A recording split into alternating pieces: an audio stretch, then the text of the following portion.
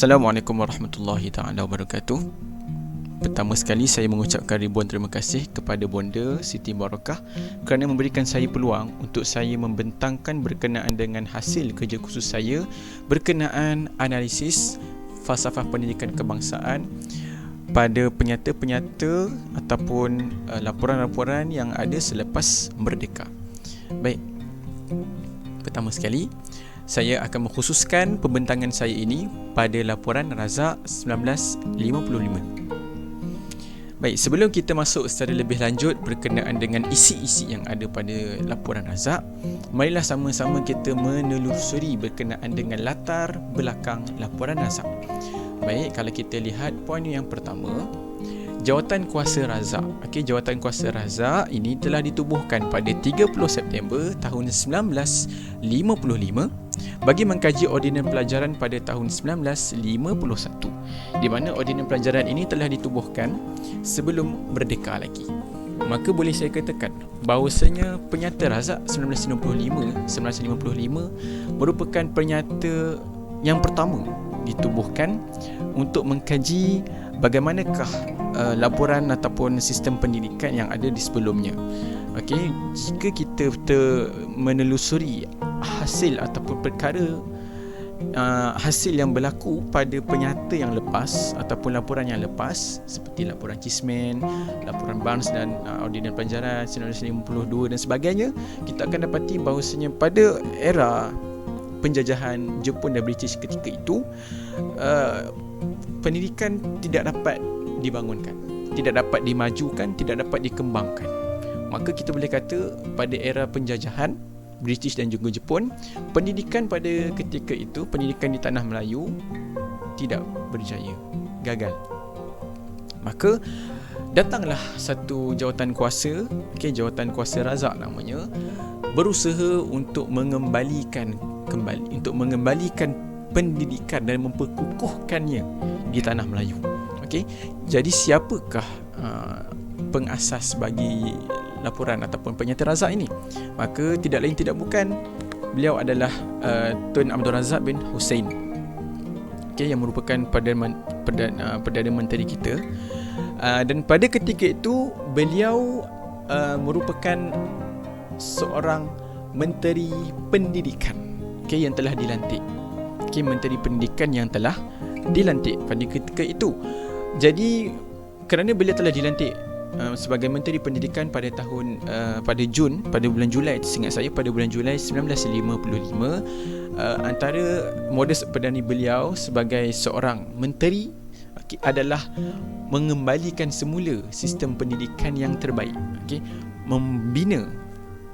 Membina, memperkukuhkan sistem pendidikan di Malaysia ini. Jadi para pendengar yang dihormati, kenapa sistem pendidikan ini sangat penting?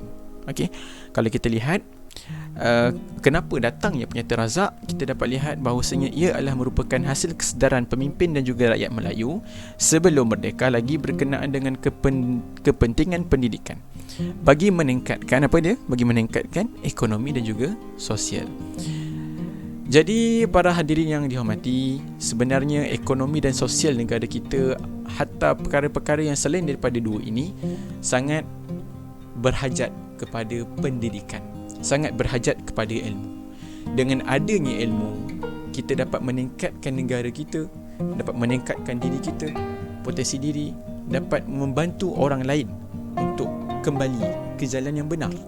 Maka tak lain tak bukan, ilmu merupakan satu perkara asas bagi hidup kita di dunia dan juga kejayaan kita di akhirat kelak. Kerana itu Allah Subhanahu wa taala berfirman di dalam Al-Quran, A'udzubillahi minasyaitonirrajim, yarfa'illahu alladhina amanu minkum walladhina utul 'ilma darajat. Shadaqallahul azim. Yang bermakna Allah Subhanahu wa taala meningkatkan darjat orang-orang yang beriman dalam kalangan kalian dan juga orang yang berilmu dengan beberapa darjat. Maka dekat sini kita dapat lihat bahawasanya Allah menekankan bahawasanya orang yang mempunyai ilmu dan juga orang yang beriman akan ditingkatkan darjatnya oleh Allah Subhanahu wa taala. Jadi selain daripada meningkatkan darjat di sisi Allah, kita juga dapat meningkatkan ekonomi dan juga sosial negara kita. Hatta politik sekalipun dapat ditingkatkan dengan adanya ilmu. Maka dekat sini kita dapat lihat sistem pendidikan sangat penting bagi rakyat Malaysia. Oleh kerana itu, sejak zaman pemerintahan Jepun lagi, orang Melayu telah sedar bahawasanya kita perlu untuk meningkatkan pendidikan.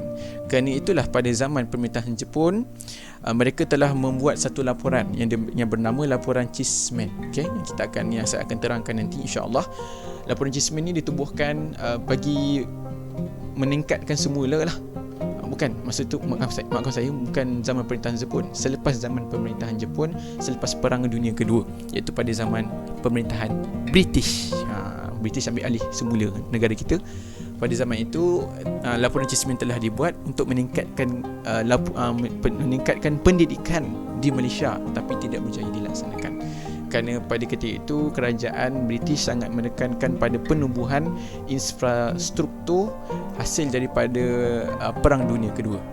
Baik, yang seterusnya adalah laporan ataupun penyata razak ini merupakan kesinambungan daripada laporan penyata Fan Wu pada tahun 1991 yang menolak cadangan pendidikan satu aliran yang dicadangkan daripada laporan Barnes. Okay. Jadi orang Cina, Fan Wu ni, penyata Fan Wu ni telah diasaskan oleh Dr. Fan dan juga Dr. Wu. Okay, di belakangnya ada orang Cina. Mereka menolak, membantah laporan Barnes. Kenapa? Kerana laporan Barnes ini tidak menekankan tentang satu, orang kata apa, satu usaha untuk mentabatkan juga bangsa mereka. Okay, mengetengahkan juga bangsa mereka. Jadi kalau kita lihat di dalam slide yang saya tunjukkan ini, kita dapat lihat ini adalah merupakan antara isi laporan Barnes. Okay, tidak ada di dalam ini usaha ke arah membina sekolah jenis kebangsaan, di mana sekolah jenis kebangsaan adalah sekolah yang juga menekankan penguasaan bahasa Cina, bahasa Tamil dan sebagainya. Jadi tidak ada dalam ni, maka orang Cina terutamanya sangat marah. Okay, sangat marah dengan penubuhan laporan ini. Maka kerana itulah mereka menubuhkan satu penyata yang bernama Fan Wu. Okay, penyata Fan Wu 1951 untuk membantah laporan Barnes. Maka jawatan kuasa razak, okay, dia melihat perkara-perkara yang sebelum ni, melihat isu-isu yang berlaku pada sebelum ini, maka jawatan kuasa razak berusaha untuk untuk membuat satu laporan yang mana laporan ini dapat menghindarkan daripada isu-isu yang berlaku pada sebelumnya, iaitu pada sebelum merdeka. Okey. Jadi antara isunya yang paling besar bukanlah isu perkauman. Okey. Jadi teruskan lagi dengan slide yang berikut. Apakah dia tujuan penubuhan laporan penyata razak 1955? Baik, cuba kita lihat poin yang pertama yang saya tuliskan di sini adalah menjadikan bahasa Melayu sebagai bahasa kebangsaan. Bahasa Melayu sebagai bahasa kebangsaan. Hadirin hadirat yang dirahmati sekalian, pada ketika itu tanah Melayu mempunyai bangsa yang ramai, bangsa yang banyak. Okay, ada banyak bangsa. Bangsa Melayu, ada bangsa Cina, ada bangsa India, hatta bangsa etnik-etnik pun ada yang berada di Sabah, Sarawak dan sebagainya. Jadi kita perlu pada zaman itu, bagaimanakah cara nak menyatupadukan rakyat ataupun kaum di Malaysia melalui sistem pendidikan? Maka penyata razak, jawatan kuasa razak telah jumpa satu idea yang bernas, iaitu dengan menjadikan bahasa Melayu sebagai bahasa kebangsaan. Dengan adanya satu bahasa yang dimartabatkan, di negara kita, maka dari situlah insya-Allah kita dapat bersatu padu. Okey. Dengan adanya satu perkara yang sama, dengan ada satu persamaan sesama kaum, maka kita dapat bersatu padu. Jika orang Cina menggunakan bahasa Cina, tak belajar bahasa Melayu. Jika orang Melayu menggunakan bahasa Melayu, tak belajar bahasa Cina, bahasa India. Jika orang India menggunakan bahasa India sepenuhnya tanpa mempelajari bahasa Melayu, bahasa Cina, maka cuba kita bayangkan bagaimanakah keadaan kita sekarang ni. Bagaimanakah kita nak berkomunikasi dengan orang Cina? Bagaimanakah kita nak berkomunikasi dengan orang India? Tidak dapat, kerana kita tidak ada satu bahasa yang sama. Jadi bila mereka semua memartabatkan bahasa Melayu, kita dapat menggunakan, memanfaatkan bahasa Melayu, terutama di dalam komunikasi seharian. Jadi alhamdulillah, berkat usaha Jawatan Kuasa Razak, kita dapat lihat sekarang ni dalam perlembagaan, okay, kalau kita lihat ini adalah perlembagaan persekutuan. Cuba kita lihat pada fasa 152. Okay, pada klausa 1 kita dapat baca bahasa kebangsaan ialah bahasa Melayu dan hendaklah dalam tulisan yang diperuntukkan melalui undang-undang oleh Parlimen. Jadi dekat sini kita dapat lihat hasil usaha Jawatan Kuasa Razak bagi memartabatkan bahasa Melayu tu berjaya, kan? Alhamdulillah.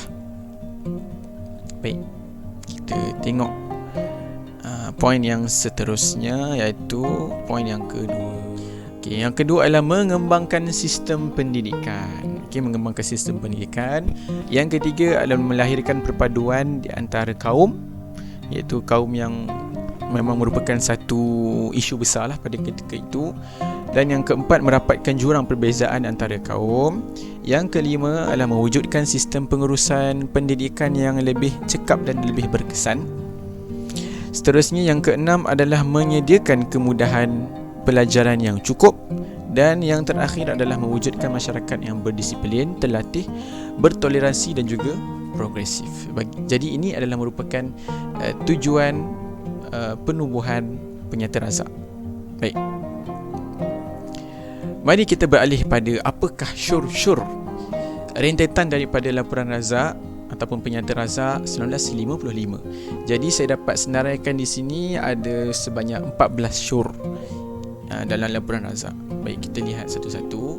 Yang pertama adalah sekolah rendah terdiri daripada sekolah umum, iaitu sekolah yang menggunakan bahasa pengantarnya bahasa Melayu, dan juga ada sekolah jenis umum, iaitu sekolah yang menggunakan bahasa pengantarnya bahasa Mandarin, bahasa Tamil ataupun bahasa Inggeris. Jadi dekat sini pun kita dapat lihat Penyata Razak sangat menekankan berkenaan dengan perpaduan kaum dan sangat meraihkan bahasa kaum yang lain, iaitu bahasa Cina, bahasa Mandarin, bahasa Inggeris dan sebagainya. Okey, kerana itulah adanya syur ini. Alhamdulillah. Yang kedua adalah dasar pelajaran menjadi tanggungjawab Menteri Pelajaran. Yang ketiga adalah guru-guru menerima latihan yang serupa. Yang keempat, penubuhan skim perkhidmatan yang sama bagi semua guru. Hadirin hadirat yang saya hormati, yang saya sayangi, skim perkhidmatan ini kalau kita lihat pada zaman ini, pada zaman kontemporari ini, telah berjaya dijalankan dengan jayanya. Okey, cuba kita lihat. Okey, ini saya ambil daripada laman web portal resmi Suruhanjaya Perkhidmatan Pelajaran. Jadi kalau kita lihat kat sini, kita dapati bahawasanya skim perkhidmatan pegawai perkhidmatan pendidikan, iaitu PPP, ini telah ada digazetkan di dalam ini. Maknanya dia berjalan lah. Ini sebagai bukti bahawasanya apa yang telah diusahakan oleh Jawatan Kuasa Razak pada tahun 1955 berjaya dijalankan sehingga tahun 2020. Baik, yang kelima, adalah penubuhan lembaga pengelola sekolah ataupun singkatannya adalah merupakan LPS. Baik, lembaga pengelola sekolah juga telah berjaya dilaksanakan dan dia berterusan sehingga kini. Ini merupakan bukti yang saya ambil daripada laman web Kementerian Pendidikan Malaysia. Okay, kita dapat lihat dekat sini kenyataan akhbar Kementerian Pendidikan Malaysia berkenaan dengan bilangan anggota lembaga pengelola sekolah, iaitu LPS. Maka hadirin hadirat yang dihormati, LPS masih lagi dijalankan sampai sekarang. Alhamdulillah, berkat daripada usaha Jawatan Kuasa Razak pada tahun 1955. Okey, dah lama dah tinggalkan kita, tapi dia masih lagi berjalan. Okey, dan yang seterusnya adalah syur yang keenam, penubuhan jemaah nazir-nazir sekolah. Baik, juga masih lagi dijalankan sehingga kini. Okey, buktinya ada di dalam web ini. Okey, cuba kita lihat. Ini adalah laman web yang saya dapati dalam Kementerian Pendidikan. Ini adalah laman web yang menunjukkan bahawasanya jemaah nazir masih lagi dijalankan sehingga kini. Alhamdulillah berkat usaha mereka semua. Okey. Baik, seterusnya kita beralih pada slide yang berikut. Kita lihat pada syur yang ketujuh. Calon dari semua sekolah menengah mengambil sijil rendah pelajaran dan sijil pelajaran Persekutuan Tanah Melayu. Jadi ini merupakan satu jalan, satu jalan yang mana dapat menyatu padukan kaum-kaum yang ada di Malaysia. Apabila kita, semua orang, semua murid-murid, pelajar-pelajar di Malaysia ini yang mengambil yang berada di bawah sistem pendidikan arus perdana, mereka perlu mengambil sijil rendah pelajaran dan juga sijil pelajaran Persekutuan Tanah Melayu pada ketika itu. Jadi saya membawakan satu contoh ataupun bukti berkenaan dengan SRP, iaitu sijil rendah pelajaran pada ketika itu, yang mana SRP tidak lagi dijalankan. Tidak lagi dijalankan pada tahun 2020 inilah. Cuba kita baca. Sijil rendah pelajaran SRP ini diperkenalkan pada tahun 1960 dalam aliran sesi Melayu. Peperiksaan ini diteruskan sehingga tahun 1992 dan apabila kurikulum bersepadu sekolah menengah iaitu KBSM diperkenalkan pada tahun 1991, peperiksaan penilaian menengah rendah iaitu PMR pula diperkenalkan pada tahun 1993. Rujukan saya ambil daripada ini. Baik, maka sekarang ini kita maklum dia tidak dijalankan lagi kerana adanya kurikulum bersepadu sekolah menengah yang baru iaitu KBSM. Maka dengan adanya KBSM, dia telah menggantikan sijil rendah pelajaran dengan PMR iaitu penilaian menengah rendah. Baik. Seterusnya kita lihat pada syur yang berikut iaitu syur yang ke-8. Saya zoomkan, iaitu bahasa Melayu dan bahasa Inggeris menjadi wajib di semua sekolah. Ini satu usaha untuk kesatuan rakyat.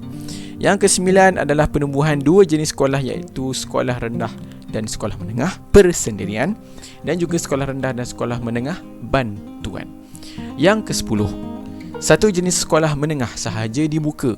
Ia terbuka kepada semua bangsa menggunakan satu sukatan pelajaran dan kurikulum. Semua bahasa boleh dimasukkan yang mengambil kira kebudayaan tanah Melayu. Nampak, kita dapat lihat sungguh-sungguh betapa banyaknya bukti-bukti yang menunjukkan Penyata Razak sangat menekankan tentang perpaduan kaum. Tentang integrasi nasional pada ketika itu. Sebab isu besar pada ketika itu adalah perkauman. Perkauman.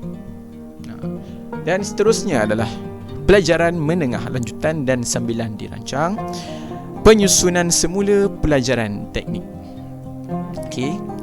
Dan seterusnya kita beralih kepada syur yang ke-13 iaitu pengawalan saiz sekolah dan bilik darjah. Yang ke-14, semua sekolah diorientasikan supaya bersifat kemelayuan dan memperkenalkan sukatan pelajaran serta jadual waktu yang sama bagi semua sekolah. Dan rumusan daripada semua ini adalah cadangan di atas yang ada di dalam laporan ataupun Penyata Razak 1955 telah diterima oleh Majlis Perundangan Persekutuan dan juga disahkan oleh Ordinan Pelajaran pada tahun 1957. Alhamdulillah telah berjaya dilaksanakan. Seterusnya kita beralih kepada falsafah pendidikan kebangsaan. Baik, ini adalah merupakan falsafah pendidikan kebangsaan di Malaysia. Saya bacakan sekali lalu. Pendidikan di Malaysia adalah satu usaha berterusan ke arah memperkembangkan lagi potensi individu secara menyeluruh dan bersepadu untuk mewujudkan insan yang seimbang dan harmonis dari segi intelek, rohani, emosi dan jasmani berdasarkan kepada kepercayaan dan kepatuhan kepada Tuhan. Usaha ini adalah bagi melahirkan rakyat Malaysia yang berilmu pengetahuan, berketerampilan, berakhlak mulia, bertanggungjawab dan berkeupayaan mencari kesejahteraan diri serta memberi sumbangan terhadap keharmonian dan kemakmuran keluarga, masyarakat dan negara. Ini merupakan falsafah pendidikan kebangsaan yang telah berjaya dilakukan, yang telah berjaya ditubuhkan selepas dikumpulkan beberapa orang-orang yang penting, orang-orang yang mempunyai kemahiran bagi membuat falsafah pendidikan kebangsaan. Jadi falsafah pendidikan kebangsaan ini tidak dibuat dengan sembrono. Dia telah dilaksanakan dengan penuh dedikasi dan penuh integriti. Jadi ini adalah merupakan hasil analisis falsafah pendidikan kebangsaan berdasarkan pembentangan laporan penyerta yang saya bentangkan sebentar tadi. Jadi kita lihat yang pertama, pendidikan suatu usaha berterusan yang merupakan sudut epistemologi di dalam falsafah, iaitu ilmu. Baik, ini falsafah pendidikan kebangsaan menekankan berkenaan pendidikan suatu usaha yang berterusan, secara berterusan. Jadi kita dapat lihat berkaitannya dengan laporan Razak 1955, bahawasanya pendidikan ini telah berjaya diusahakan, dikembangkan sejak sebelum kemerdekaan lagi. Bermula daripada laporan yang pertama, iaitu laporan Cheesman. Laporan Cheesman ni merupakan laporan yang telah dilaksanakan pada era pemerintahan British. Pada zaman pemerintahan Jepun, British telah kemudian berlakunya Perang Dunia Kedua, lalu British telah mengambil alih kembali politik di Malaysia. Maka daripada situlah orang Melayu terutamanya usaha untuk memperkembang sistem pendidikan di Malaysia. Maka mereka mengadakan laporan Cheesman, yang mana ianya bertujuan untuk membina semula pendidikan di Malaysia. Namun ia tidak berjaya dilaksanakan pada zaman tersebut kerana British lebih, seperti mana yang saya telah katakan sebentar tadi, British lebih mengutamakan pembangunan infrastruktur. Kenapa? Kerana Malaysia, tanah Melayu pada ketika itu baru selepas Perang Dunia Kedua.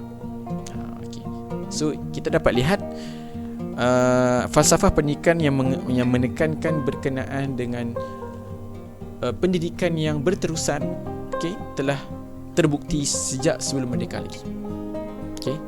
Seterusnya, memperkembangkan lagi potensi individu, iaitu potensi individu yang juga boleh kita masukkan individu yang berilmu pengetahuan. Di dalam Penyata Razak, antara tujuan ditubuhkan Penyata Razak 1955 adalah untuk mewujudkan masyarakat yang berdisiplin, terlatih, bertoleransi dan juga progresif.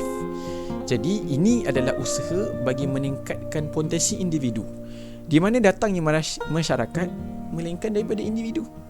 Maka dengan adanya individu yang dikembangkan potensinya, seperti mana yang ada di dalam falsafah pendidikan kebangsaan, maka dari situlah akan lahirnya masyarakat yang berdisiplin, terlatih, toleransi dan progresif, seperti mana yang ditujukan oleh penubuhan Penyata Razak. Yang seterusnya adalah dalam falsafah pendidikan ada menekankan berkenaan dengan menyeluruh dan bersepadu.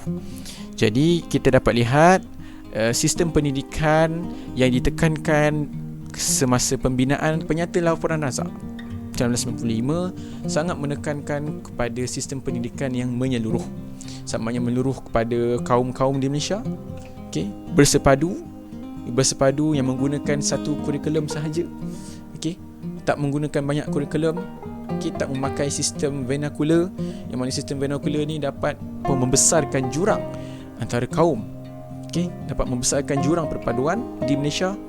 Maka dari situ kita dapat lihat usaha Penyata Razak membina beberapa agensi, organisasi seperti LPS, lembaga pengelola sekolah, Jemaah Nazir dan sebagainya. Mereka numbuhkan perkara-perkara ini, menumbuhkan agensi-agensi ini bagi mewujudkan satu sistem pendidikan yang terurus, yang terancang, yang menyeluruh dan bersepadu.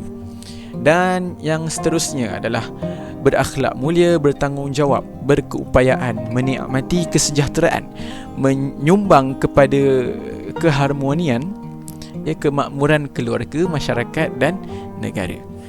Jadi ini dalam laporan razak kita dapat lihat dengan jelaslah banyak syur-syur yang dibuat dalam penyataan razak, yang mana syur tersebut akan menerajui kesepaduan kaum dan rakyat di Malaysia. Sistem peperiksaan umum seperti SRP, dengan ada sistem satu ujian yang umum yang pakai oleh semua kaum, dapat menyatupadukan rakyat. Seterusnya bahasa Melayu dan juga bahasa Inggeris sebagai bahasa yang wajib dipelajari. Sekolah rendah jenis umum ditubuhkan. Jadi ini dapat dapat mengekalkan budaya masyarakat Cina terutamanya, dan juga masyarakat Tamil. Dan seterusnya adalah satu jenis sekolah menengah, dapat menyatupadukan rakyat-rakyat di negara ini. Jadi ini adalah usaha yang dinyatakan dalam penyataan razak, yang mana usaha ini dapat menyatupadukan rakyat di Malaysia. Jadi cuba kita lihat bingkisan daripada sinar harian. Ini adalah merupakan satu laman web secara maya yang saya dapat daripada sinar harian. Sekolah adalah satu aliran yang menyatukan kaum. Sekolah merupakan satu aliran yang menyatukan kaum. Kita lihat pensyarah kanan Fakulti Pengajian Pendidikan Universiti Putra Malaysia, iaitu Profesor Madya Dr. Wan Marzuki Wan Jaafar, menyatakan bahawasanya masalah perpaduan kaum ini berpunca daripada sistem persekolahan yang tidak selaras. Apa kata beliau? Isu itu sudah lama dibahaskan, kerana jika kita lihat isu sekolah vernakular, sebenarnya ia tidak dapat menyatukan kaum. Jadi sekolah satu aliran adalah cara terbaik untuk mendidik serta memupuk integrasi nasional dalam kalangan generasi masa depan yang bakal mewarisi ke negara ini. Jadi sekolah jenis kebangsaan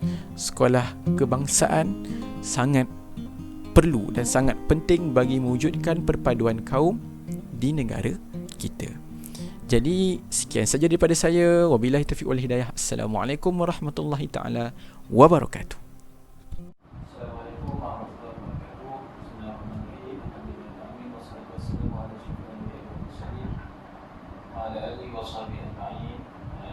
Yang saya kasih Puan Siti Barokah binti Kasran selaku pensyarah untuk subjek falsafah pendidikan Indonesia. InsyaAllah pada hari ini insyaAllah saya cuba menjelaskan atau mempersembahkan analisis laporan Rahman Talim 1960 dan juga Ordinan Pelajaran 1967. Ini merupakan pecahan daripada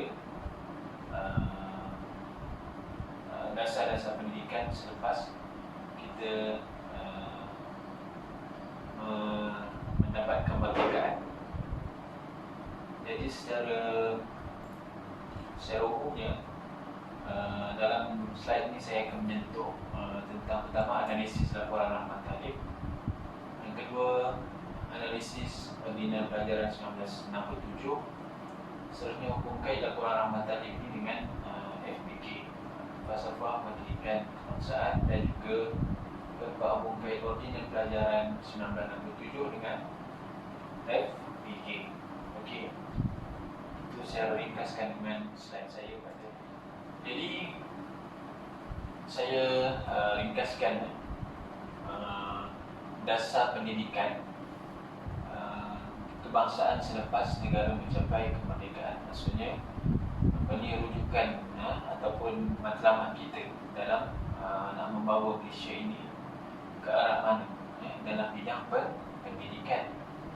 Okay, yang pertama adalah rujukannya adalah kepada laporan Rahman Talim 1960. Seterusnya Akta Pelajaran 1961. Seterusnya kajian Aminuddin Baki 1965 Setelah itu ada Ordinance Pelajaran 1967 ataupun nama lain dia adalah Akta Bahasa Kebangsaan. Seterusnya Jawatankuasa Kabinet, Laporan Jawatankuasa Kabinet 1979 dan wujud KBSR, Ketua Bersepadu Suara Rendah, dan KBSM, dan yang terakhir barulah wujud Falsafah Pendidikan Kebangsaan. Jadi kita pergi dulu kepada laporan Rahman Talib. Secara pengenalannya, pendidikan di Malaysia mengalami perubahan yang cemerlang pada era kemerdekaan. Ternyata Razak 1996 menjadi batu asas kepada sistem pendidikan berbentuk kebangsaan. Pendidikan penjajah beransur-ansur diubah ke arah kebangsaan. Jadi pasal sebelum Malaysia merdeka, pendidikan kita banyak dicorakkan oleh penjajah Inggeris yang kebanyakannya kurikulum diimport daripada negara sana, dan tidak ada satu dasar pun yang merujuk kepada pendidikan yang bersifat kebangsaan yang boleh menyatukan rakyat Malaysia. Seterusnya, bahasa Melayu diangkat sebagai bahasa kebangsaan dan kurikulum juga berbentuk kebangsaan untuk tujuan perpaduan. Maksudnya selepas merdeka, wujud usaha yang gigih daripada kerajaan untuk membina satu sistem pendidikan kebangsaan yang bercorak kebangsaan, yang memiliki jiwa bangsa Malaysia itu sendiri. Bermula dengan laporan Rahman Talib. Asalnya laporan ini bermula setelah Perikatan Memenangi Pilihan Raya iaitu 1959 telah mula kajian tentang pendidikan Indonesia. Kemudian laporannya keluar pada 1960. Okay. Reformasi pendidikan dikukuhkan lagi menerusi laporan Rahman Talib. Jadi seperti yang saya beritahu tadi, setelah merdeka memang pendidikan Malaysia berkembang dengan begitu pesat. Masih usaha-usaha kerajaan untuk menjadikan Malaysia ini ataupun mewujudkan satu pendidikan, dasar pendidikan yang khusus untuk rakyat Malaysia ini telah bermula. Jadi dengan adanya akta-akta ataupun ordinans pelajaran ini boleh menguatkuasakan apa yang telah dirancangkan. Malaysia sudah ada garis panduan untuk mengembangkan pendidikan usaha. Jadi bila ada laporan Rahman Talib ini, ada rujukan untuk Malaysia membentuk satu ataupun mengembangkan lagi sistem pendidikan kebangsaan. Okey, latar belakangnya secara ringkasnya pada 1959 Jawatankuasa Penyimak Dasar Pelajaran Kebangsaan ditubuhkan. Okey, untuk tujuan untuk kaji sistem pendidikan yang telah berlangsung di Malaysia dan juga untuk kaji penambahbaikan. Dipengerusikan Jawatankuasa tersebut dipengerusikan oleh Abdul Rahman Talib, iaitu Menteri Pelajaran pada waktu tersebut. Sebab itu dinamakan laporan ataupun laporan Rahman Talib. Yang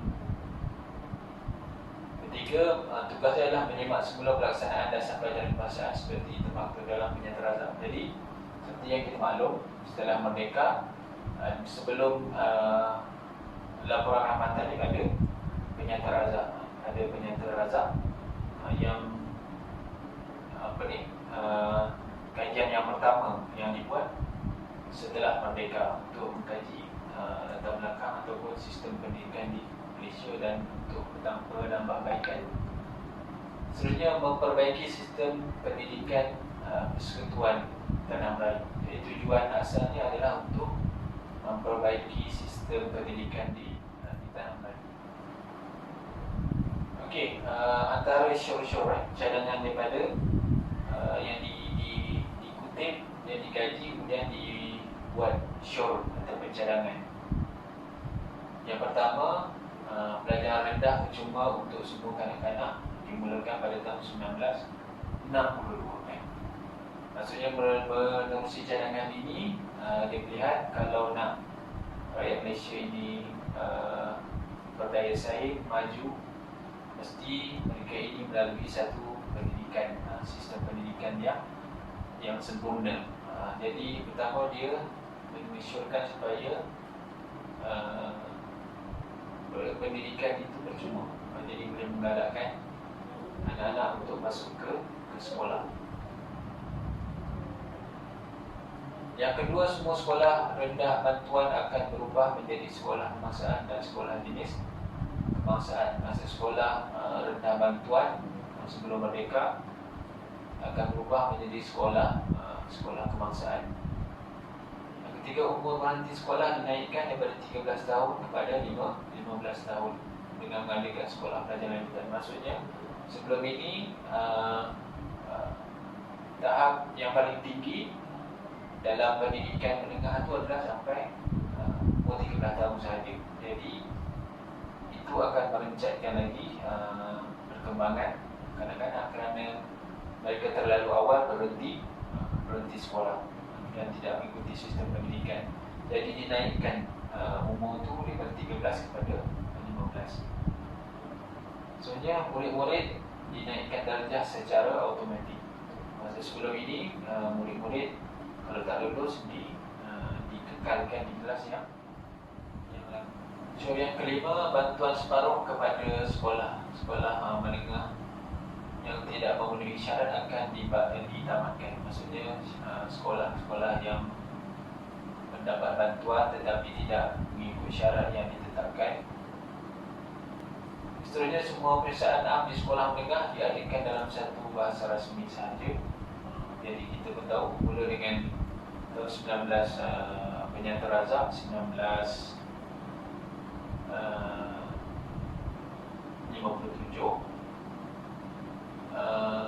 kerajaan telah mula untuk mengukuhkan bahasa Malaysia dan bahasa Melayu ini sebagai bahasa kebangsaan yang menjadi medium untuk penyatuan kaum.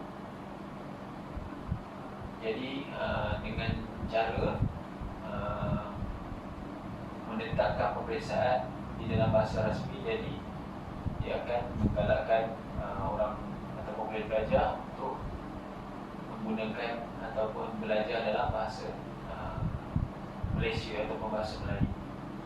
Maksudnya mata pencarian guru-guru yang layak dijamin. Maksudnya di sini guru-guru yang layak untuk mengajar di sekolah akan diberi gaji yang tetaplah berbanding dengan sebelum. Sebenarnya sistem lembaga pelajaran tempatan digantung. Kalau ikut tempatan ni, maksud tempatan ni lain, yang tempat lain, jadi arahannya tidak selaras. Yang kesembilan, sistem jemaah pengurus atau pengelola akan dijalankan. Terus kenaikan pangkat dia dibuat oleh jemaah dalam disahkan oleh Menteri Pelajaran. Seterusnya, jemaah penasihat pelajaran negara dan jemaah penasihat pelajaran negeri tidaklah ditubuhkan. Ini bagi mengukuhkan lagi ataupun menguatkan lagi sistem pendidikan. Ada yang menguruskan di bahagian negeri dan ada yang menguruskan di bahagian negara. Dan sekolah menengah pertukangan dan sekolah menengah teknik tidaklah diadakan. Masih bermula dengan penyata ataupun laporan amal talim ini dijadikan supaya ada sekolah menengah untuk pertukangan teknik lah, yang lebih kepada vocational. Okey, bilangan sekolah lanjutan kampung yang menyediakan pelajaran vocational dan menekankan pelajaran perusahaan kampung ditambah. Maksudnya pekerjaan memandang menitik beratkan kemahirannya.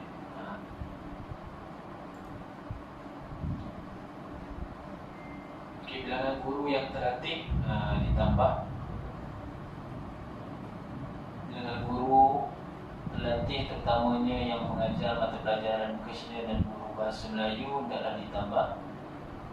Seterusnya, pelajaran agama Islam adalah disediakan di semua sekolah bantuan yang mempunyai murid Islam yang tidak kurang daripada 15 orang. Maksudnya kalau ada murid Islam 15 orang, mesti ada pelajaran agama Islam. Ini menunjukkan dan mengambil berat juga tentang rohani, perkembangan ataupun agama Islam itu sendiri. Yang kedua, langkah-langkah lebih lanjut adalah dijalankan untuk mengukuhkan keunikan bahasa kebangsaan dalam sistem pelajaran Malaysia. Jadi seperti yang saya jelaskan, kerajaan mengambil berat sangat tentang penggunaan bahasa Malaysia sebagai bahasa kebangsaan. Kemudian pelajaran akhlak adalah dititik beratkan dari segi nilai-nilai ataupun dari segi rohaniah juga dipentingkan, dititik beratkan oleh aspek penting dalam laporan tadi ini. Dari isu yang banyak itu disimpulkan pertama, untuk menjadi titik permulaan ke arah pelaksanaan bahasa Melayu sebagai bahasa pengantar utama dan proses peningkatan bahasa pengantar. Maksudnya di sini bermula dengan laporan razak dalam mata ini, kerajaan seperti yang diberitahu pada awal tadi menitikberatkan pelaksanaan ataupun penggunaan bahasa Melayu sebagai bahasa kebangsaan dan bahasa pengantar. Jadi walaupun pada 10 tahun pertama selepas merdeka, bahasa Melayu dan bahasa Inggeris itu sama-sama digunakan dalam urusan rasmi, tapi dalam tempoh itu kerajaan dah mula mengorak langkah untuk akhirnya akan menggunakan bahasa Melayu sebagai bahasa pengantar dan bahasa Inggeris tidak lagi digunakan. Yang kedua, mewujudkan sistem peperiksaan perusahaan yang sama walaupun kelainan bahasa di peringkat rendah, menengah dan atas. Seperti yang kita tahu tadi, 10 tahun pertama setelah merdeka, bahasa Inggeris masih lagi digunakan sebagai bahasa pengantar di sekolah-sekolah Inggeris. Jadi bila diwujudkan sistem peperiksaan di dalam bahasa Melayu, dan di situ akan menggalakkan pelajar untuk belajar bahasa Melayu sebagai peperiksaan di dalam bahasa Melayu. Seterusnya juga memberi penekanan kepada pendidikan teknik dan vokasional untuk keperluan tenaga mahir. Seperti yang dijelaskan tadi Antara Sornil, memperbanyakkan lagi sekolah-sekolah pertukangan dan melantik guru-guru dalam bidang vokasional. Tujuannya untuk melahirkan pekerja yang mahir. Yang keempat, memberi pendekatan kepada pendidikan moral dan keagamaan untuk keperluan kerohanian sebagai teras. Maksudnya dalam laporan Abdul Rahman juga ditekankan untuk wujudnya pengajaran agama Islam di sekolah-sekolah. Sekiranya pelajar Melayu Islam ataupun pelajar Islam ada 15 orang.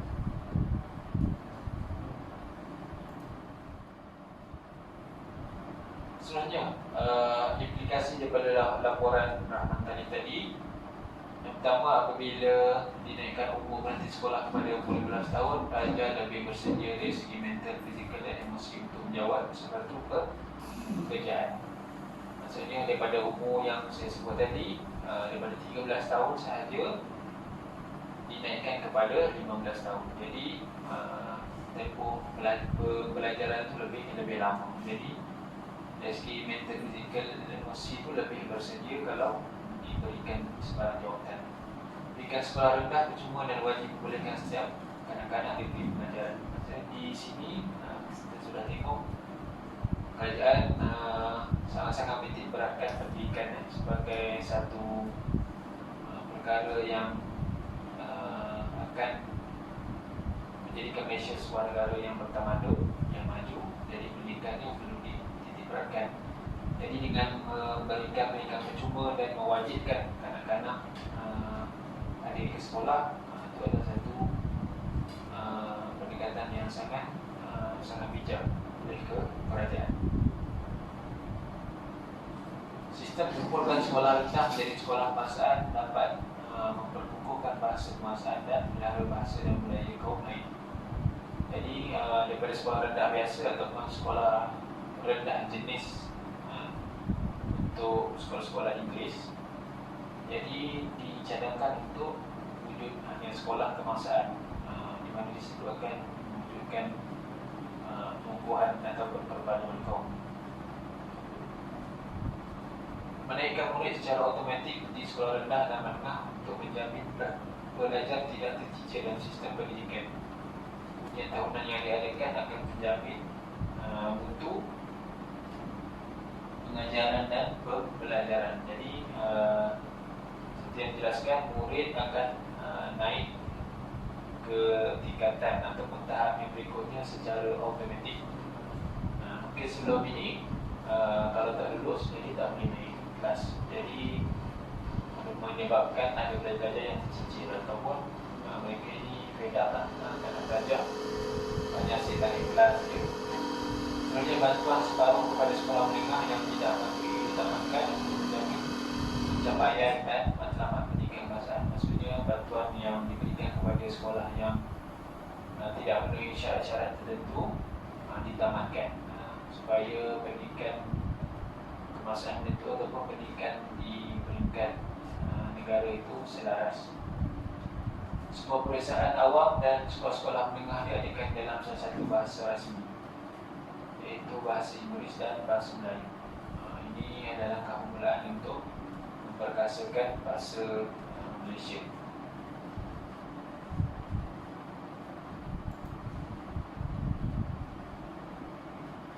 Sebenarnya sekolah menengah ketukangan dan sekolah menengah teknik diadakan untuk memenuhi kehendak murid yang berbeza dari segi pencapaian akademik. Lagi kerajaan Malaysia juga mementingkan pencapaian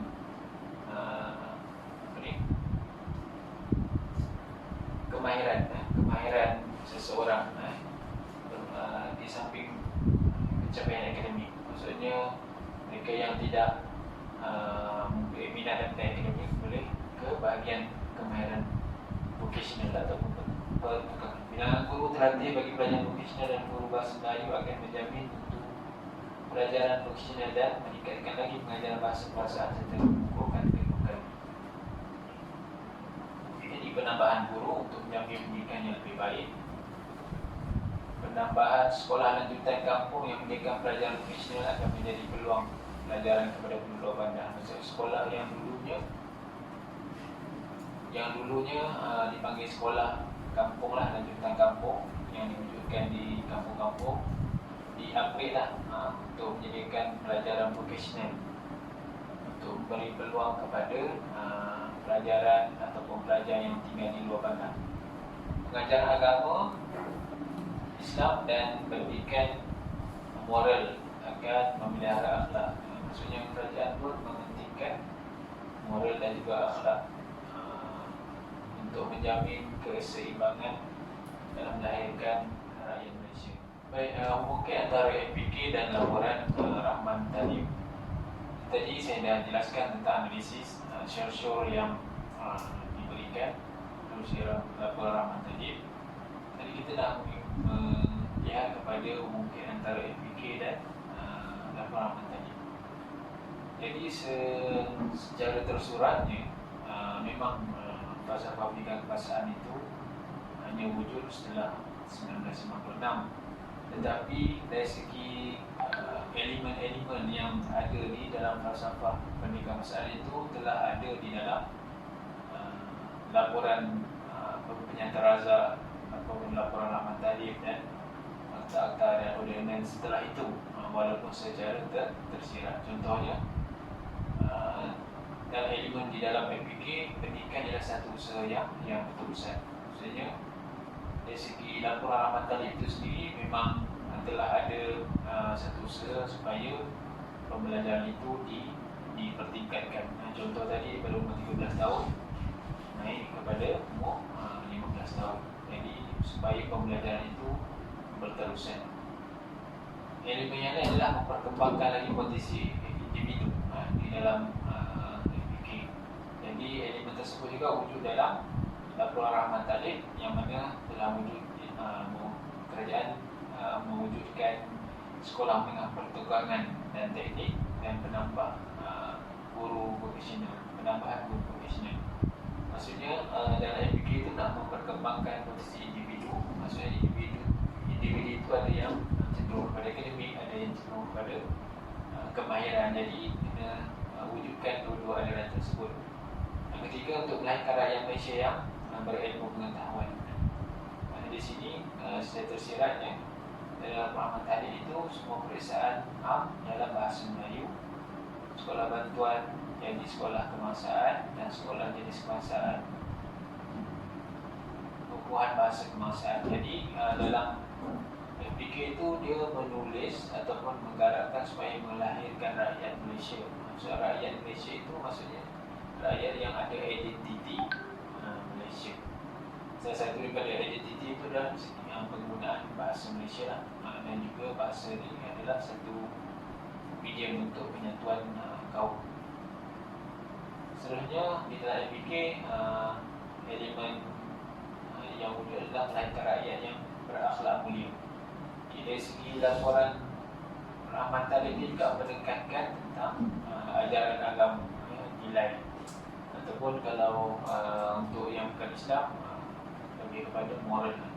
Untuk agama Islam menekankan supaya ada pengajaran khas tentang agama Islam. Jika pelajar Islam lebih 15 orang di dalam satu sekolah.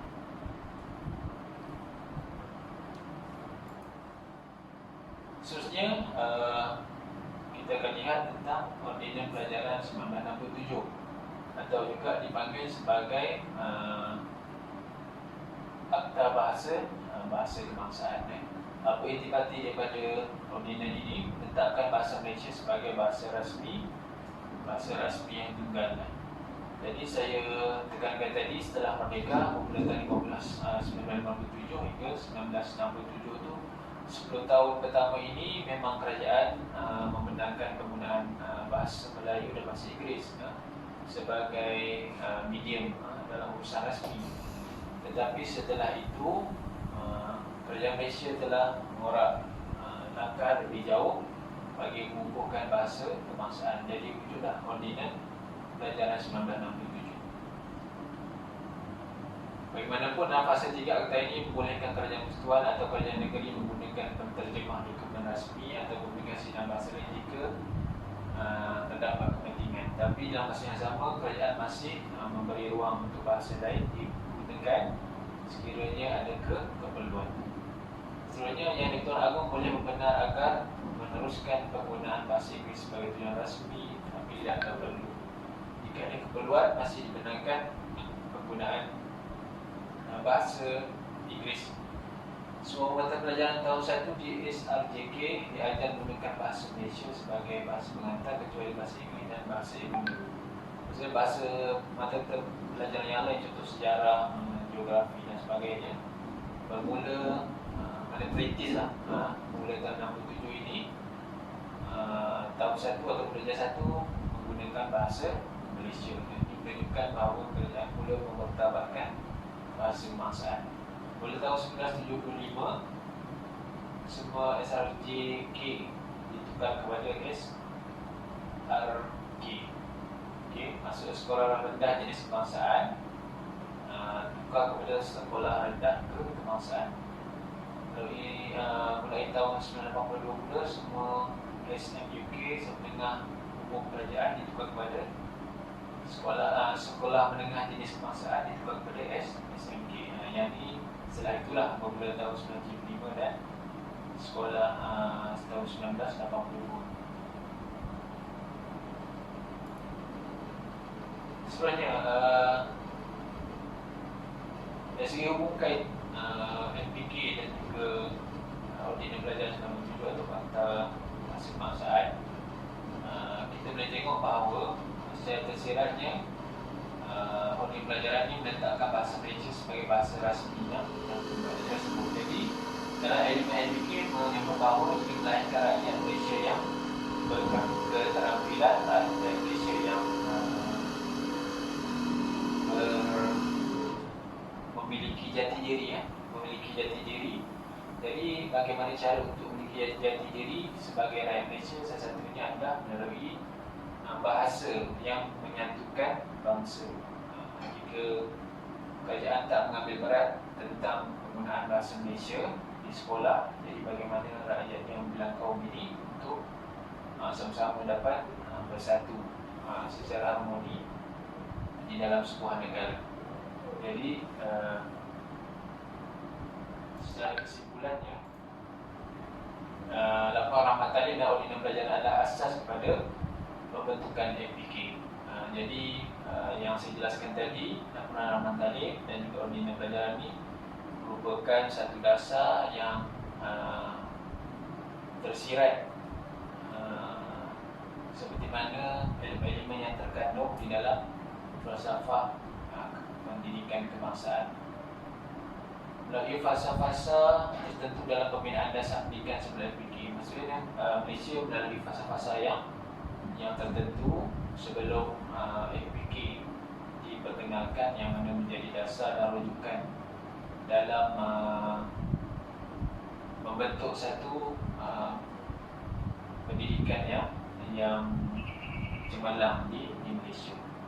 Jadi rujukan saya adalah buku falsafah pendidikan Indonesia, artikel yang ditulis oleh Zaini Abdullah, Falsafah dan Perkembangan Pendidikan Indonesia, Syarifah Al-Ramiyah, Cabaran dan Reaksi Pelaksanaan Bahasa Kebangsaan dalam Bidang Pentadbiran dan Pendidikan. Itu saja. Terima kasih. Mohon maaf atas kekurangan dan kesilapan. Assalamualaikum warahmatullahi wabarakatuh. Bismillahirrahmanirrahim. Assalamualaikum warahmatullahi wabarakatuh. Alhamdulillahi rabbil alamin, wassalatu wassalamu ala asyrafil anbiya'i wal mursalin wa ala alihi wa sahbihi ajma'in. Qala rabbi syrah li sadri wa yassir li amri wahlul 'uqdatam min lisani yafqahu qawli yafqahu qawli. Amma ba'd. Alhamdulillah, insya-Allah pada hari ini saya akan membentangkan mengenai laporan jawatan kuasa kabinet dan Pelan Induk Pembangunan Pendidikan PIPP 2006-2010. Baik, insya-Allah pada awalnya saya akan menerangkan mengenai laporan jawatan kuasa kabinet. Laporan jawatan kuasa kabinet dari segi sudut sejarah dan latar belakangnya kita boleh lihat yang mana ianya adalah satu laporan kabinet yang mana mengandungi isu-isu penting berkaitan dengan pendidikan, termasuklah prinsip, nilai dan juga hala tuju pendidikan, yang mana idea untuk menggubal FPK ataupun falsafah pendidikan kebangsaan ini telah tercetus setelah laporan kabinet mengkaji pelaksanaan dasar pelajaran diterbitkan pada tahun 1979, yang mana laporan jawatan kuasa kabinet ini telah ditubuhkan pada September 1974 dan ianya telah dipengerusikan oleh Tun Dr. Mahathir Mohamad yang ketika itu merupakan Menteri Pelajaran Malaysia, yang mana tujuan utama laporan kabinet ini adalah untuk mengkaji semula matlamat-matlamat dan keberkesanan sistem pendidikan yang diamalkan pada ketika itu ataupun pada zaman tersebut. Maka pembentukan jawatan kuasa 1974 ini dan laporan jawatan kuasa kabinet 1979 ini bertujuan untuk memastikan keperluan tenaga manusia negara dipenuhi dalam jangka masa pendek dan juga panjang bagi memastikan sistem pendidikan memenuhi matlamat negara untuk melahirkan masyarakat yang bersatu, berdisiplin serta terlatih. Yang mana laporan kabinet ini telah dikemukakan pada November 1979 dan jawatan kuasa laporan tersebut telah mendapati terdapat pelbagai kelemahan yang menghalang untuk mencapai matlamat pendidikan yang bermutu dalam sistem pendidikan pada ketika itu. Maka laporan jawatan kuasa kabinet 1979 dibentuk hasil daripada maklum balas laporan daripada jawatan kuasa kabinet tahun 1974. Pembentukan jawatan kuasa kabinet tahun 1974 ini adalah kerana berlakunya peristiwa rusuhan kaum iaitu pada 13 Mei 1969, pembentukan rukun negara 1970 dan pelancaran dasar ekonomi baru pada 1970. Maka perkara ini telah mendorong kerajaan mengkaji semula dasar-dasar pendidikan kebangsaan sebelum ini yang kurang menitik beratkan mengenai perpaduan negara dan memajukan aspek sosial, ekonomi, politik untuk membangunkan bangsa dan negara. Baik, kemudian kita akan lihat mengenai pengenalan laporan kabinet. Yang mana laporan kabinet ini ianya telah dipengerusikan oleh Tun Dr. Mahathir Mohamad, yang mana laporan ini bertujuan untuk menilai sejauh mana pelaksanaan dasar pelajaran kebangsaan yang sedia ada agar dapat melahirkan sumber tenaga manusia yang diperlukan oleh negara. Yang kedua, bagaimana penegasan kepada 3M, iaitu pendidikan asas, membaca, menulis dan juga mengira. Dan yang keempat adalah penegasan kurikulum alam Malaysia, dan yang kelima penegasan kepada pendidikan kerohanian yang kukuh dan juga unsur-unsur disiplin. Baik, yang seterusnya kita akan lihat mengenai objektif pelaksanaan laporan kabinet ini. Yang mana pertama, objektif pelaksanaan laporan kabinet ini adalah sistem pendidikan yang dapat memenuhi keperluan negara dan menggalakkan perkembangan kebudayaan, sosial, ekonomi dan juga politik.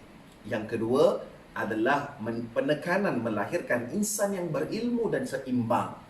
Dalam pada mana melahirkan insan yang berilmu, bukan saja berilmu, bahkan berakhlak, seimbang dan harmonis yang boleh mencapai kepada kesejahteraan diri dan lain-lain. Dan yang ketiga objektifnya adalah untuk menggubal beberapa strategi bagi mencapai matlamat pelaksanaan dasar. Baik, seterusnya kita akan lihat perubahan yang disyorkan dalam laporan jawatan kuasa kabinet. Perubahan yang disyorkan dalam laporan jawatan kuasa kabinet ini terbahagi kepada beberapa kumpulan. Iaitu yang pertama, perubahan yang disyorkan kepada sekolah rendah. Yang kedua adalah perubahan yang disyorkan kepada sekolah menengah rendah. Yang ketiga adalah perubahan yang disyorkan kepada sekolah menengah atas. Dan yang keempat adalah perubahan yang disyorkan kepada tingkatan 6. Untuk yang pertamanya, kita akan lihat ataupun kita akan pergi kepada perubahan yang disyorkan kepada sekolah rendah.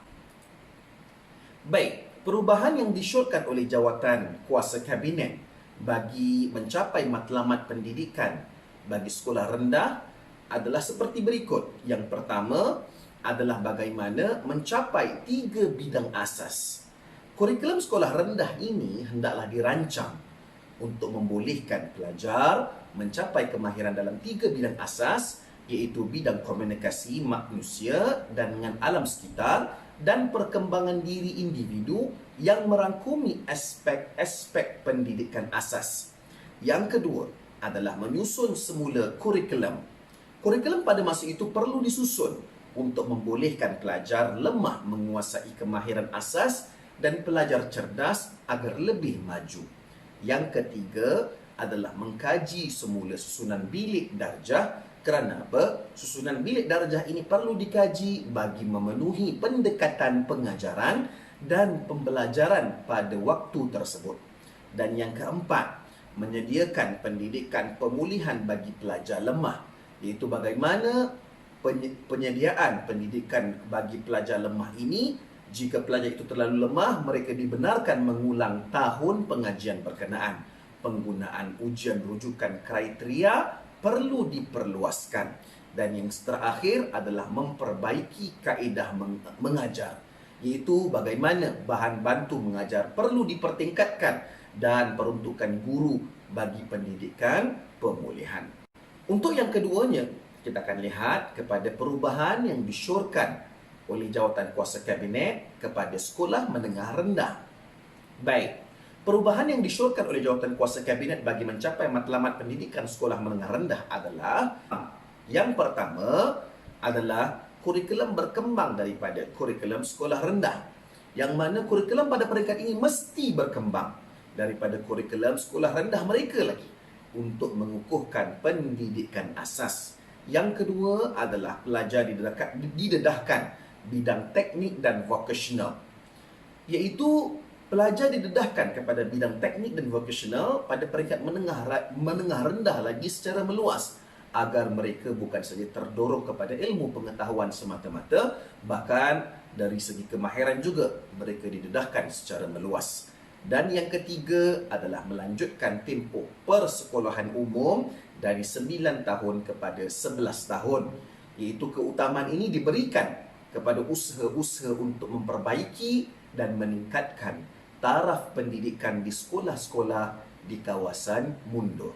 Untuk yang seterusnya, kita akan berpindah kepada perubahan yang disyorkan oleh jawatan kuasa kabinet kepada sekolah menengah atas.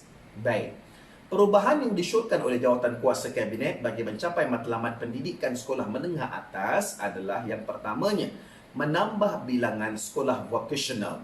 Ini adalah perkara pertama yang disyorkan oleh mereka. Bagaimana menambahkan bilangan sekolah vocational pada ketika itu. Yang kedua, mengkaji kurikulum pendidikan vocational. Kerana apa? Supaya lebih mirip kepada persediaan pelajar untuk memasuki pasaran kerja dan juga menggelarkan diri mereka sebagai pekerja mahir. Dan yang ketiga, perkara yang disyorkan adalah mengadakan latihan amali di kilang. Ini adalah kerana apa? Supaya pelajar dapat menyesuaikan diri dengan kehendak sektor perusahaan yang mereka ceburi pada ketika itu. Dan yang keempat adalah sistem pensijilan terbuka untuk sijil pelajaran Malaysia dan sijil pelajaran Malaysia vocational, di mana pangkat pencapaian bagi setiap mata pelajaran yang lulus dicatat dan semua calon layak mengambil peperiksaan SPM selepas 2 tahun menduduki peperiksaan SRP. Baik, yang seterusnya kita akan pergi kepada perubahan yang disyorkan oleh jawatan kuasa kabinet kepada tingkatan 6. Perubahan yang disyorkan oleh jawatan kuasa kabinet bagi matlamat pendidikan tingkatan 6 ini dan aspek-aspek pendidikan lain adalah yang pertamanya, iaitu pengkajian semula corak pendidikan. Ini kerana perkara ini perlu dikaji agar pelajar jurusan sains diberi peluang supaya mendapat pendedahan dalam bidang berkaitan dengan sastra dan juga sebaliknya. Dan yang kedua adalah sekolah swasta perlu menggunakan kurikulum KPM, iaitu semua sekolah swasta perlu menggunakan kurikulum oleh Kementerian Pendidikan Malaysia pada ketika itu bagi semua peringkat persekolahan sehingga tingkatan 5. Pelajar perlu mengambil peperiksaan awam yang seragam yang telah dianjurkan oleh Lembaga Peperiksaan Malaysia. Baik, yang seterusnya kita akan berpindah kepada Pelan Induk Pembangunan Pendidikan 2006 sehingga 2010. Para hadirin yang dirahmati oleh Allah Subhanahu wa taala, modal insan berminda kelas pertama ini merupakan salah satu kunci utama untuk membolehkan negara mencapai wawasan 2020. Merekalah yang akan meningkatkan tahap produktiviti dan daya saing negara dalam mendepani cabaran dan tekanan besar persaingan abad ke-21 ini. Agenda untuk membina dan juga memupuk modal insan yang menjadi benih generasi masa depan ini amat bergantung kepada kualiti sistem pendidikan negara. Oleh itu, Pelan Induk Pembangunan Pendidikan PIPP 2006-2010 telah dirangka untuk melaksanakan dan merealisasikan satu sistem pendidikan yang holistik, progresif, bermoral dan juga bertaraf dunia.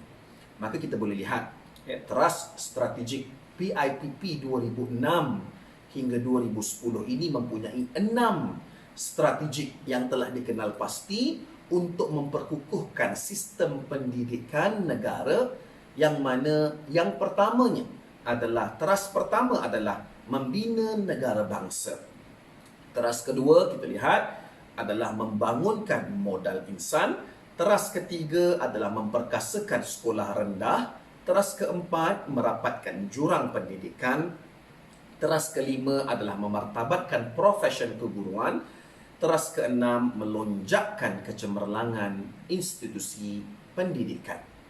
Maka PIPP 2006-2010 ini telah menggariskan 6 teras yang saya sebutkan tadi, yang mana misi nasional memberikan penekanan tinggi ke atas pembangunan modal insan, iaitu minda kelas pertama, sebagai pendekatan utama bagi melonjak ke status negara maju. Pembinaan negara bangsa bagi sebuah negara berbilang kaum seperti Malaysia ini adalah amat penting, terutama dalam era globalisasi yang membenarkan pengaliran secara bebas dan pantas bukan sahaja maklumat, modul serta manusia, tetapi juga sistem nilai, budaya dan kepercayaan dari kepelbagaian negara. Keupayaan membina negara bangsa bergantung kepada perkongsian nilai serta semangat patriotisme, bahasa, integrasi, kewarganegaraan dan demokrasi negara tersebut. Cabaran globalisasi dan liberalisasi menuntut perubahan dinamik dalam sistem pendidikan bagi melahirkan warga negara global yang bertindak bijak menghadapi cabaran globalisasi dan liberalisasi mengikut acuan tempatan.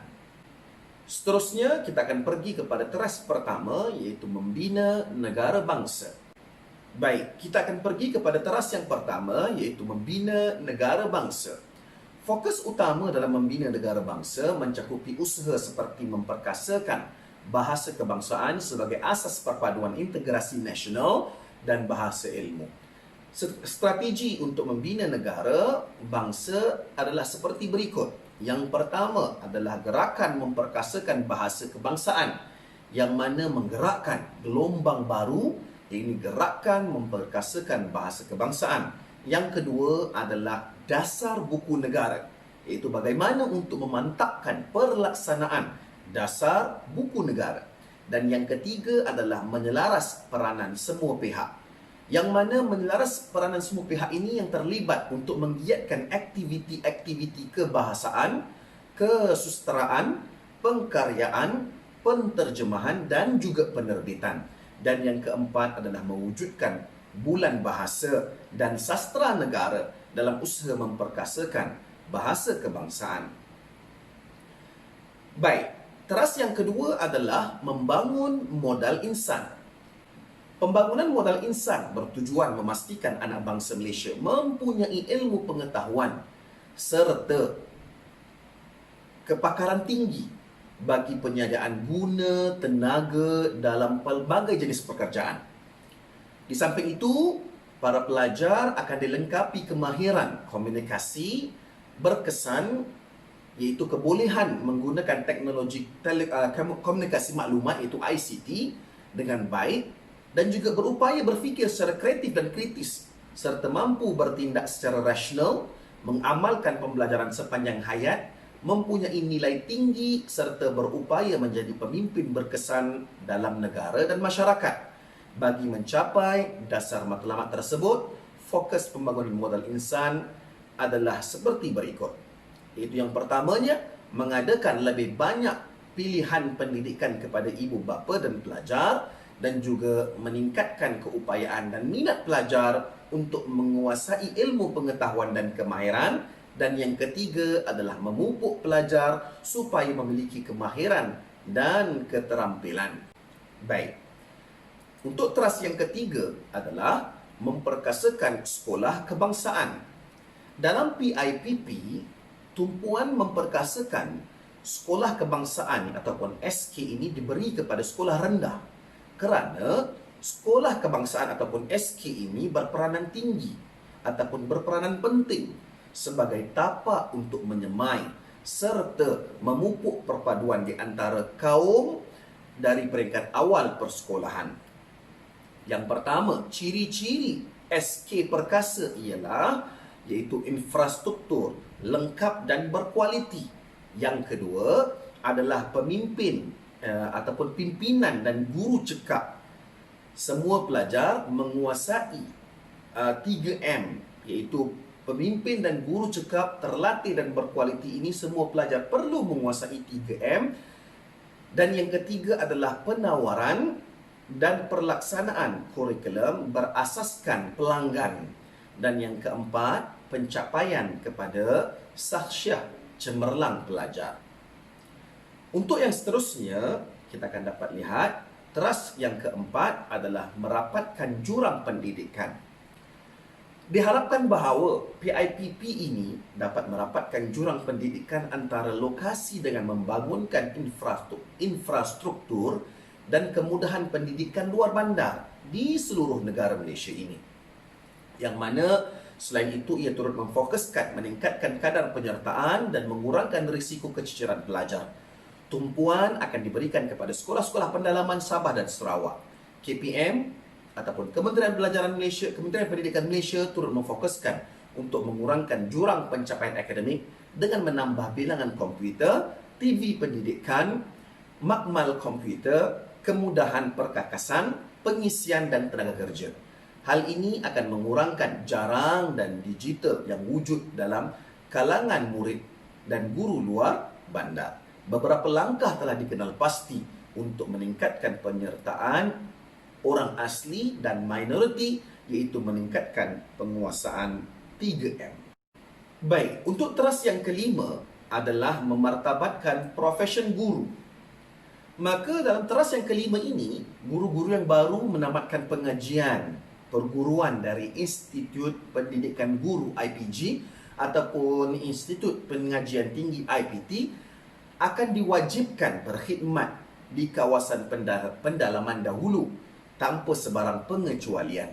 KPM akan menambah baik insentif dan mewujudkan insurans khusus kepada guru yang berkhidmat di pendalaman selain menyediakan rumah guru dan kemudahan asas yang sempurna.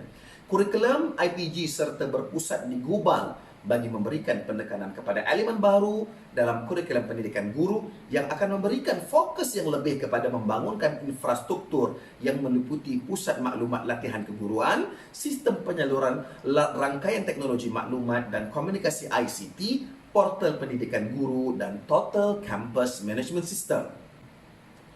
Bagi teras yang keenam adalah melonjakkan kecemerlangan institusi pendidikan, iaitu dalam sistem pendidikan negara. Dasar KPM adalah untuk mengadakan pendekatan, piawaian dan penanda aras yang lebih tepat serta bersesuaian dengan ciri dan keperluan kluster institusi pendidikan yang ada, iaitu mengikut bidang khusus masing-masing.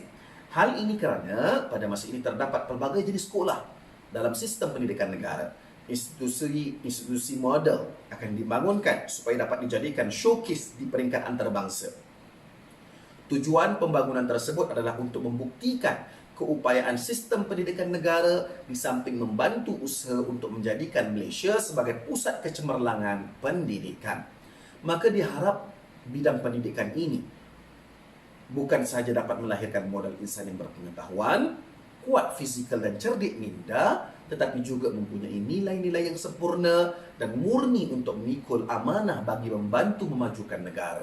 Modal insan yang mempunyai celik minda ini dan nilai-nilai tambah sangat penting untuk melakukan anjakan besar selain mampu bersaing untuk mencapai kejayaan.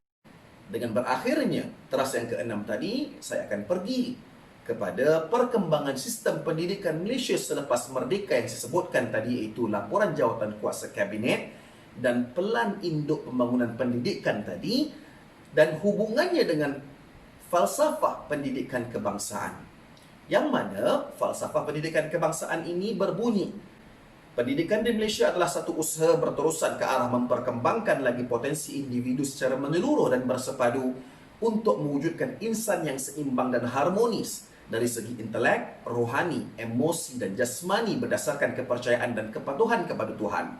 Usaha ini adalah melahirkan rakyat Malaysia yang berilmu, berpengetahuan, berketerampilan, berakhlak mulia, bertanggungjawab dan berkeupayaan mencapai kesejahteraan diri serta memberi sumbangan terhadap keharmonian dan kemakmuran keluarga, masyarakat dan negara. Hubung kait yang pertama yang ingin saya kaitkan di antara FPK dan juga laporan jawatan kuasa kabinet serta pelan induk pembangunan pendidikan ini adalah yang pertama. FPK berbunyi pendidikan di Malaysia adalah satu usaha berterusan ke arah memperkembangkan lagi potensi individu secara menyeluruh dan bersepadu. Yang ingin saya kaitkan adalah bagaimana perubahan yang disyorkan oleh jawatan kuasa kabinet kepada pendidikan sekolah rendah, iaitu bagaimana berbunyi menyediakan pendidikan pemulihan bagi pelajar-pelajar lemah. Maka perkara ini boleh dihubung kaitkan dengan FPK, yang mana FPK ini menekankan bagaimana usaha berterusan ke arah memperkembangkan lagi potensi individu secara menyeluruh. Maka secara tidak langsung, pendidikan bukan saja berfokus kepada mereka yang berkemampuan ataupun mereka yang berkemajuan tinggi, bahkan mereka juga, pendidikan ini juga menekankan bagaimana bagi pelajar-pelajar yang lemah, bagi pelajar-pelajar yang memerlukan program pemulihan khas untuk turut sama berjaya bagi merealisasikan pendidikan negara. Maka perkara ini kita boleh lihat bagaimana KPM sendiri telah menyediakan program pemulihan khas bagi pelajar-pelajar yang lemah supaya mana mereka boleh juga berturut saing dalam pembelajaran bagi merealisasikan impian negara Malaysia. Hubung kait yang kedua yang ingin saya sebutkan adalah bagaimana FPK berbunyi mewujudkan insan yang seimbang dan harmonis dari segi intelek, rohani, emosi dan jasmani. FPK ini saya ingin kaitkan dengan perubahan yang disyorkan oleh jawatan kuasa kabinet kepada pendidikan sekolah menengah rendah, yang mana berbunyi belajar didedahkan kepada bidang teknik dan vocational pada peringkat menengah rendah lagi. Maka kita boleh lihat dalam keratan akhbar yang saya lampirkan ini, kita lihat bagaimana sekolah menengah kebangsaan teknik sejingkat, iaitu sekolah menengah rendah, adalah sekolah terbaik dalam SPM tahun 2018 luar bandar di Sarawak. Maka kita dapat lihat sekolah menengah kebangsaan teknik bukan saja menekankan mengenai kemahiran, bahkan mereka juga mempertingkatkan, memfokuskan akan berpengetahuan sehingga mana mereka mampu untuk mencapai sekolah terbaik di luar bandar yang mungkin kurang daripada segi sudut infrastrukturnya dan keperluannya, tetapi mereka mampu mempertingkatkan bagaimana mendapat sekolah terbaik pada SPM tahun 2018. Dan hubung kait yang ketiga yang ingin saya sampaikan adalah bagaimana FPK berbunyi melahirkan rakyat Malaysia yang berilmu, berpengetahuan, berakhlak mulia, bertanggungjawab, berketerampilan dan berkeupayaan mencapai kesejahteraan diri serta memberi sumbangan terhadap keharmonian dan kemakmuran keluarga, masyarakat dan negara. Maka saya ingin hubung kaitkan dengan teras yang ketiga dalam strategik pelan induk pembangunan pendidikan yang kedua, iaitu membangunkan modal insan. Maka dalam keratan akhbar ini yang saya sebutkan adalah bagaimana 5 pelajar daripada sekolah menengah kebangsaan PA ini harumkan nama negara Malaysia di Romania. Mereka bukan sahaja fokus kepada pendidikan, bahkan mereka juga memfokuskan mengenai kemahiran yang mampu untuk memakmurkan ataupun mengharumkan nama negara di persada dunia, iaitu dengan mencipta penapis air daripada jerami padi. Nah, di sini kita dapat, dengan hubung kait yang ketiga ini, kita dapat mengkonklusikan di laporan jawatan kuasa kabinet yang saya sebutkan tadi dan juga pelan induk pembangunan pendidikan 2006-2010 adalah perkara yang selaras dengan FPK yang mampu untuk mempertingkatkan pendidikan negara.